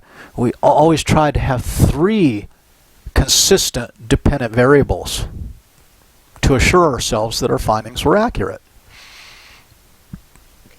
But a court system, in the eyes of a jury, a single piece of testimony, a single piece of evidence can be enough to convict. Is this something that should even be allowed? And that opens up, because then you have to look at how the court system operates, etc. How does the trial process work, and how would you quantify that and assess it, and what kind of jury instructions would you create? But I want you to, through this class, to start thinking in terms of reforms to the legal system and what it takes to convict someone. And especially when we're talking about putting someone to death, which there's no going back from, obviously. So, further eyewitness identification. We stage a theft for a witness. All right, so we need a theft. I'll stage a theft for you there. So we got to have a little humor now and again. We can't get too serious. We should, but we can't. So, what is this young man stealing? I will give you a hint in this picture of this young man on his bicycle with this long balloonish object trailing behind him, this long cylindrical balloonish object, which appears to be a good 20-30 feet long. Is he trying to steal the world's largest condom? No. What is he trying to steal? This is a balloon filled with natural gas. And think about it. If we're in a less developed country, right, where there are gas pipelines and your village wants to cook with gas but doesn't have the pipe work or can't afford the natural gas, the temptation to bleed off a little natural gas into this big balloon, he can take that to his village and people can be cooking with that for a good long time. There you go. Who would ever think that people steal natural gas? But they do. So, stage of theft for a witness. Let's get serious. Let's go back to it. Stage of theft for a witness. What did they manipulate in this study? The viewing conditions as good, moderate, or poor. So they had 3 experimental conditions to which the participants are randomly assigned. What is the DV? The dependent variable, the accuracy of identifying the perpetrator. This was conducted by Gary Wells, and Wells is one of the leaders in this area, just as much as Loftus, if you will, right? So, Wells et al., what did they find? Let's take a look at the results, and you can see in this bar chart, under good viewing conditions, the accuracy of the eyewitness, 74%. Under moderate conditions, you can see the middle bar, 50%. Under poor conditions, 33%. And you go, thank you, Dr. Obvious. You change the viewing conditions from good to poor, and accuracy goes down. Thank you for stating the obvious. How much did this study cost? Well, that's not the point. Remember, the first time that someone studies the phenomenon and empirically supports it, they get to publish. Now, subsequent explorations of this don't need to be made because it's been demonstrated. But it goes further than that because Wells is brilliant. So let's give him a break, right, before I dish on him too horribly. Jurors weren't too sensitive to the viewing conditions, right? They believed witnesses with good viewing conditions slightly more than the other conditions. So what we have now is a second measure: to what extent does the juror perception affected by the viewing conditions? Much more important point, right? So the juror response, right? Believe the witness with good viewing conditions to the extent of 69% of the participants endorsed the witness's testimony. Under moderate stated viewing conditions, that dropped to 57%, and that's not surprising, right? But here's where it gets interesting. Under poor viewing conditions, the mock jurors still believed the witness at a rate of 58%. Now, I know 58 is more to 57, but no statistical difference between the moderate and the poor conditions as far as jurors believing the testimony. So now what we're getting to is this strange idea, introducing a new idea, that we don't necessarily aren't good judges of our own accuracy. That we seem to have an overconfidence bias in our ability to discern the truth within this legal decision-making context. This is not the last piece of evidence that I'll show you that supports that statement. So eyewitness testimony is amazingly powerful. Again, with Elizabeth Loftus here, right? Subjects read description of a crime and the presence of circumstantial evidence. The independent variable then is eyewitness identification was present. So some participants also had eyewitness identification. In others, we have just the circumstantial evidence and no eyewitness identification. So that's the second experimental condition. And then the third experimental condition, right, which is let's, try to capture the honest-to-God flavor of courtroom settings, that the eyewitness identification is present but deemed to be unreliable. Okay? Now, the dependent variable is to vote to convict or not, and that's a very common dependent variable in these types of studies. Our research lab, the Tetlock lab, with Amanda and Derek and I, Phil Mazzacco, some other folks, Beth Elson, Ori Christel, all these people we worked with in all these different studies.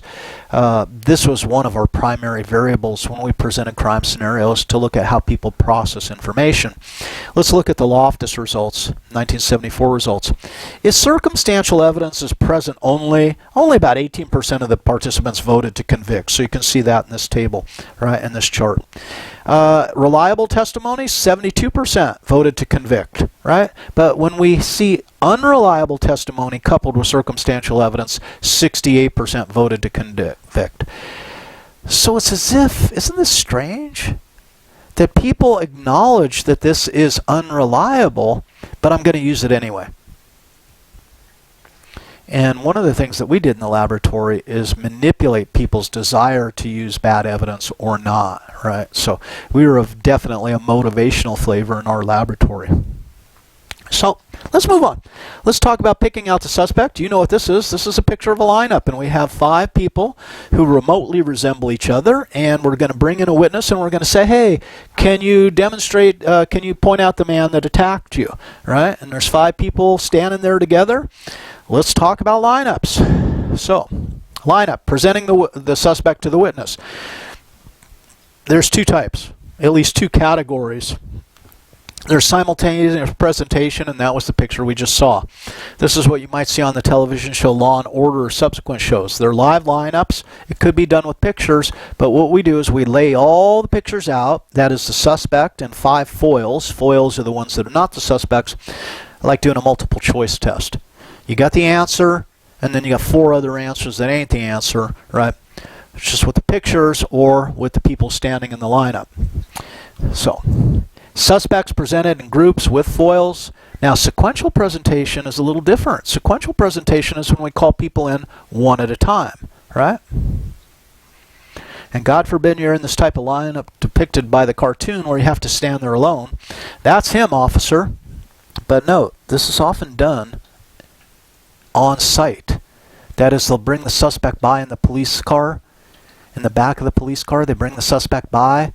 And then the witness, the potential witness, is standing there, and they say, hey, take a look in the car. Is that the guy? And how effing unfair is that?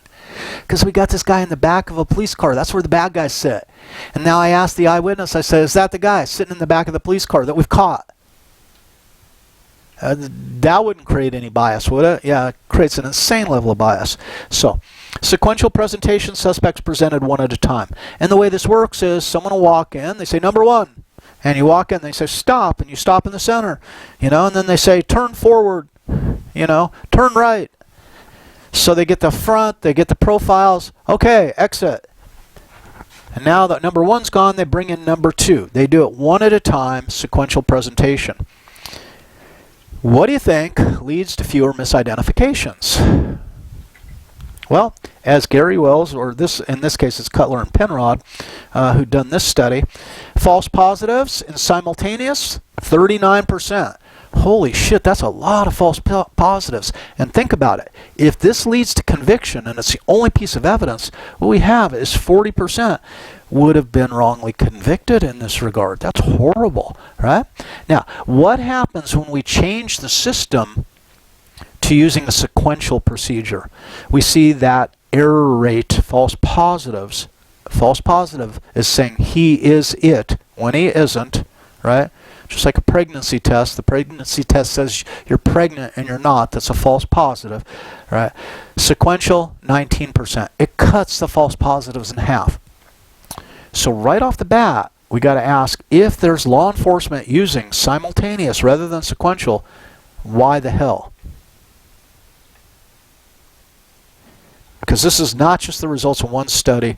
The world is replete with these types of studies. So, right, rather than comparing suspects, what's the difference? Rather than comparing suspects to one another, witnesses evaluate each separately and compare it to the image of the suspect.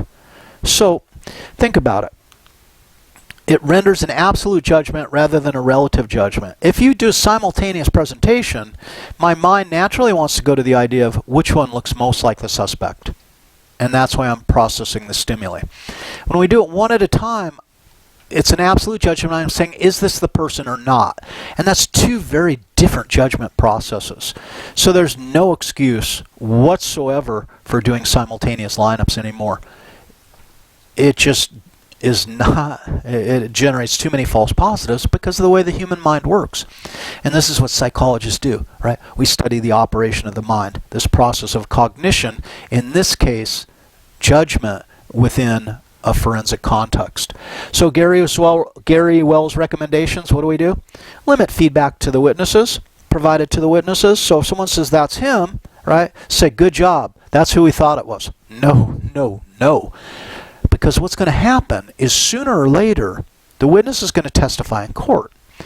And one of the questions that they're going to be asked is, you identified so-and-so, and they're going to say, yes, I did. And then they're going to ask, how confident are you that that is the person? Well, if confirmatory feedback has been supplied by the police, they will remember that, and it will boost their estimate of confidence, thus threatening the defendant to a greater extent in the eyes of the jury. So, don't provide feedback to the witness. A simple thank you. Positive feedback will make them feel overconfident.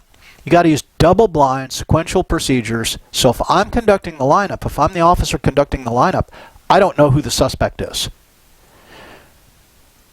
The person watching the lineup doesn't know who the suspect is. So that's the double blind. It's something we've learned in experimental methods, right? And we use only the sequential procedure. Neither officer or witness knows can help eliminate both intentional and unintentional cueing by the officer, right? So that is, the officer might actually intentionally say, yeah, that's right, right? Or look at that one. Or the officer might do so unintentionally. Non-conscious leakage could cause this to happen outside of everybody's awareness, and if it's non-conscious, outside of one's control. So, Gary Wells also advocates teaching lawyers about these techniques.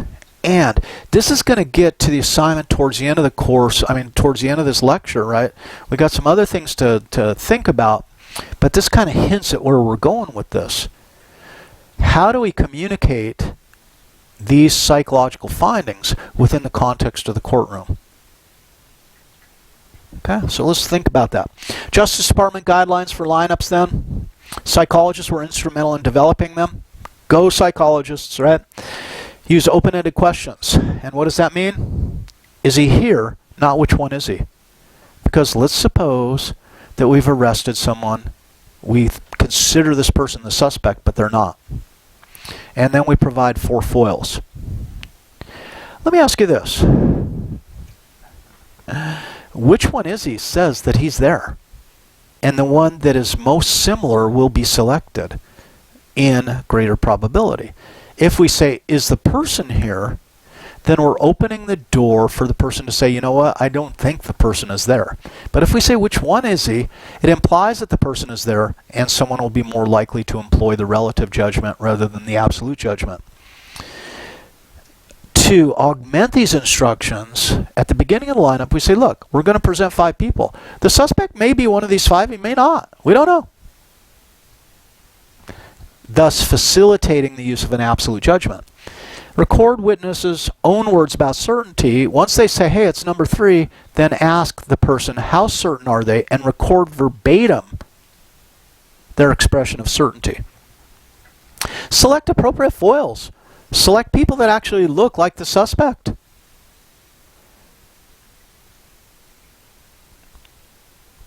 I don't know what more to say about that, right? Match them as closely as possible. This is not an example, probably, of a good lineup. No, I know, I'm kidding. And this is a more ancient version of me. This is a graduate school version with me. And I'm standing here with a team from a 4520 class back when I used to teach experimental psychology. We were at a poster session. I cut us out very roughly and posted us in front of the faux lineup procedure. But that would not be good, because obviously I'm standing there with 4 young women, right? If the offender was a male, then I would be kind of a lock on that choice, because I will dare say that although I might not be the most masculine person on the planet, I don't know, leave that to you, I'm certainly more masculine than the 4 women, the 4 buckeyes I'm standing with. I love teaching 4520. This is back in the day when this class was 16 people. And we'd split into 4 teams, and we'd do research all quarter long, and they'd write research papers. And look at their smiling. They're at their poster session, and they're so proud of what they did, and they worked so hard. Freaking awesome. So, recent advances in lineup procedures, what do we know? Well, some people have experimented with multiple identification lineups and found good results. Witnesses pick on the basis of face, maybe body type, and voice separately. So we look at different contexts, different components for identification. Lindsay, 2004, reports these false positive rates. Okay, what do we compare? Simultaneous lineup, in this case, yielded a 27% misidentification, right? Which is lower than some of the other studies we've looked at. Sequential dropped that down to 9%, so that's a tremendous reduction, right? Reduced it by 2/3. But look what happens when we go to multiple ID. Drops all the way down to 3%.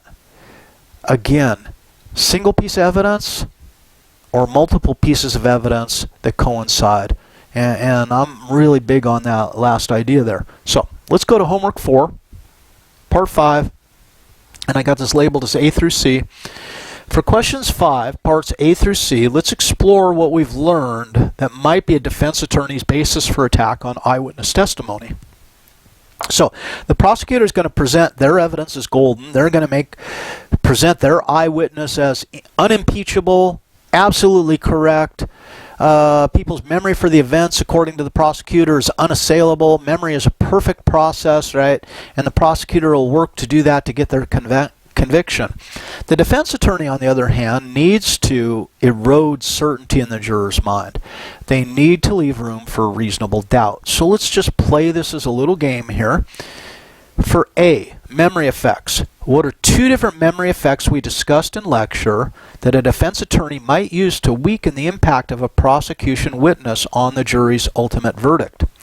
So it's going to require a brief explanation from the defense attorney's perspective. Something like, you state that you remember the defendant doing blank, and I suggest your memory for this event is not reliable because, and now explain. So really you're going to have to imagine a scenario, and for example, maybe you don't want to use this example, because I'm giving it to you, I prefer for you to create one of your own, if you would please.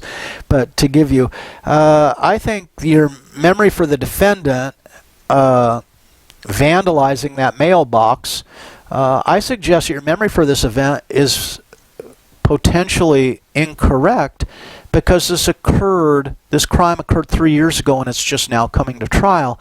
And over that period of 3 years, it's quite possible that your memory suffered decay, right? And then if you wanted to bring in an expert witness, if it was even allowed, which it might not be, to then discuss Ebbinghouse's experiment, you might so do. And what you're trying to do then is plant the seed of doubt in the jury's mind, right? So, include in your response the event and the way in which one of the memory effects could be used. Let's do 2 of those, please. Okay? So, 2 different memory effects. Now, we also talked about identification errors. This is remarkably similar to A above, but rather than memory effects, use 2 possible causes for potential eyewitness identification errors. So you go through the lecture and you find the source of 2 potential eyewitness identification errors, and you use those. Okay? And we've discussed several. Note that the form is just like an A. You state, or you identified the suspect, change it up slightly. And then finally, C, same kind of question, but in this case, 2 examples of question wording that could elicit inaccurate responses to the question. And I think Loftus is the go-to here. So really what you're doing is now just manipulating semantics. You're using 2 different words that mean the same thing but have different levels of impact. This is also known as using loaded language to either amplify or minimize someone's response. Okay? So, and notice I split this up, so I don't think this is a huge assignment. The first 4 components are really just kind of thinking parts of responding to the lecture. And then this last part then is the actual application across these 3 issues. So I'm thinking even if you only have 4 team members, right, I don't think this is a significant workload on you. And if you believe differently, you can tell me and we'll discuss. That's fine. Now, let's talk a little bit about own race bias.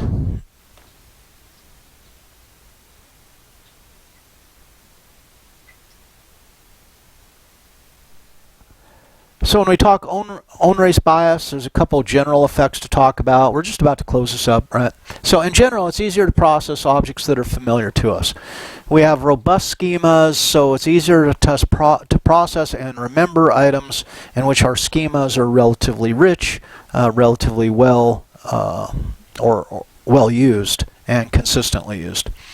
So faces are no exception, right? And cross-race identifications, a lot of evidence that demonstrate cross-race identifications are impaired. the general principle is we can identify people of our own ethnicity more clearly than we can other ethnicities. And this is really kind of the physical characteristics of ethnicity. Notice that this is own race bias. I'm removing the word race from my vocabulary over time, right? And replacing it with ethnicity. Race is a failed concept. We know that. Race is a concept that doesn't exist. It's not supported. So maybe cross-gender too, but the effect is smaller. White eyewitnesses are particularly bad at cross-race identification. So this is, like I said, man, we got some amazing studies that we can discuss. This is a field study, and we don't see enough field studies. In this case, El Paso convenience store clerks were asked to identify customers from a lineup. Now, I've often used an essay question on midterms for this particular slide, and let me repeat and listen carefully because I've seen a lot of errors in essay questions. These are El Paso convenience store clerks asked to identify customers, not identify robbers. And I mean, I get about 10% of the answers is the identified a robber, and it's like, no, it's not a robber. We never said robber. It's customers. We didn't need robbers in the study because that would be dangerous and unethical, right? So it's customers. Now here's the way it works. They use El Paso because it was an ethnically diverse neighborhood, and what you end up with is you end up with a certain number of white clerks in various convenience stores, black clerks across some convenience stores, and then Hispanic clerks. And notice it says Mexican, should be Mexican American. Again, I need to change that, kind of old school. What do we see? Well, we're going to look at the accuracy, and that's represented. So we have white clerk, black clerk, Hispanic clerk, white customer, black customer, Hispanic customer, and now what we can do in those 9 cells, the intersection of each cell represents the identification accuracy. So white clerks identified white customers with 58% accuracy. But notice, if it's a white clerk, when they were showing the pictures of black customers later in the day, they were at 42% accuracy. That's a significant drop. That's a 16% drop, right? Or a drop of 16 percentage points is a more accurate way to state that. And then 58% for the white clerk and the Hispanic customer drops all the way down to 37% identification accuracy. And we see the parallel relationship.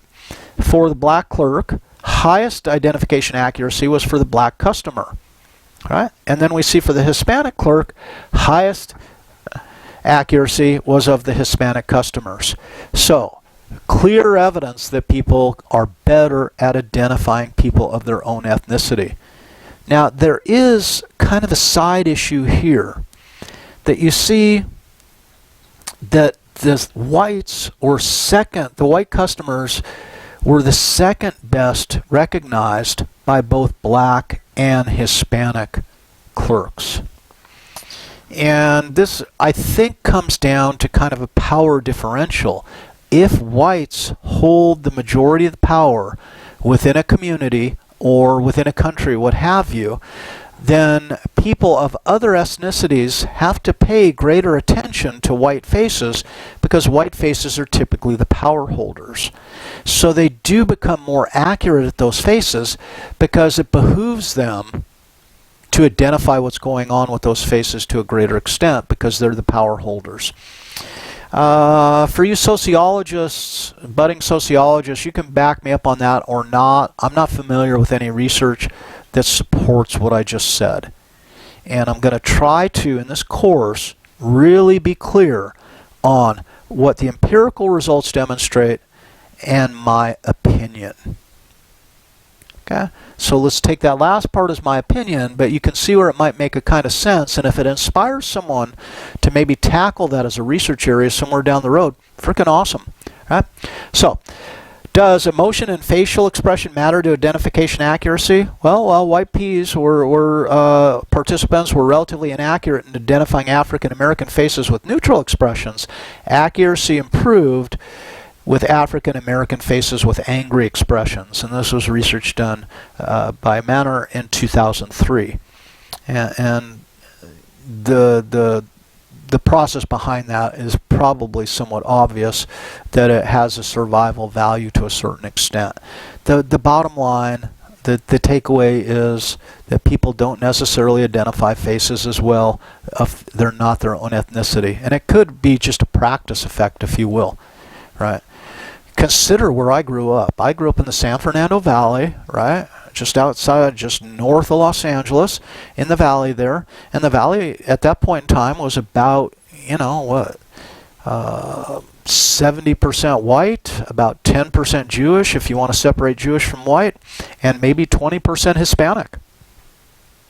When I went to junior high, and I had, 1,800 kids in my junior high, there was one black kid. Richard Dominic. That was it. And when I got to a high school, it wasn't a whole lot different at Van Nuys High.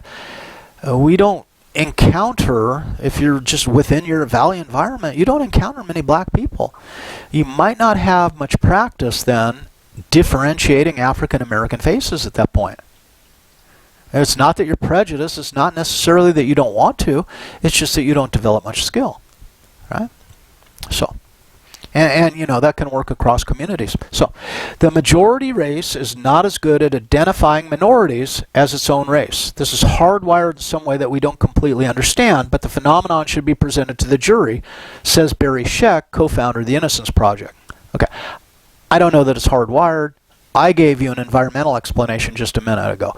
Barry Scheck, who's got a lot of oomph, right, he doesn't necessarily agree with me on this. Although we've never discussed it personally, right? I think if I met and sat down for lunch with Barry Scheck, I would do a lot of listening. I probably wouldn't do a whole lot of talking because I'd want to hear what he has to say. Prosecutors, however, don't want judges to raise the issue with juries, and this brings us another side issue. To what extent can we just go into the courtroom and start doing social psychological lectures? And that might not be allowed. It might not be considered pertinent. Even if we're presented as expert witnesses, these kind of very general testimonies might not, in fact, be welcome. And they might be objected to and not allowed. So that's always something to consider.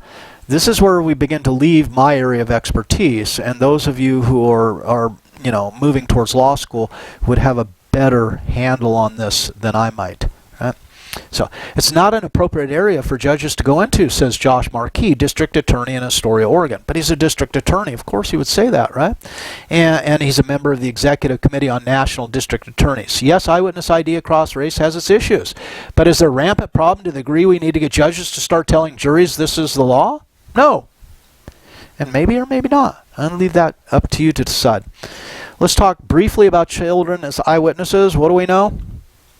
Children are often the only eyewitness to crimes like sexual abuse, as I stated earlier. They're subject to the same biases as adults, plus they're less accurate observers, especially if they're observers and not participants, right? They're generally less accurate in lineups, especially false positives. If the perpetrator isn't there, try to explain to an 8-year-old, we're going to show you 5 people that could have done it, but it might not be any of them. And an 8-year-old is like, well, then why the hell are you showing me these people? It doesn't make any sense, right? They don't have, Piaget would say they don't have, they haven't reached formal operations. They're not able to entertain that type of concept, right?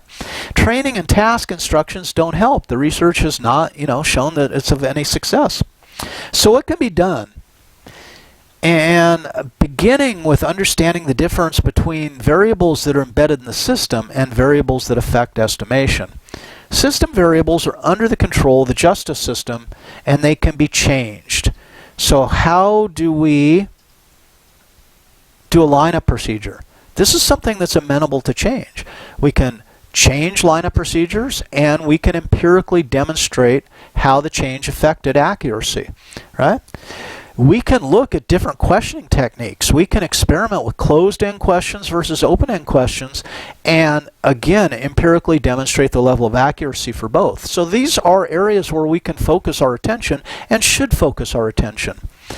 But estimated variables are beyond the control of the legal system, and then, while we can acknowledge them, probably not devote the resources to explaining them with the same level.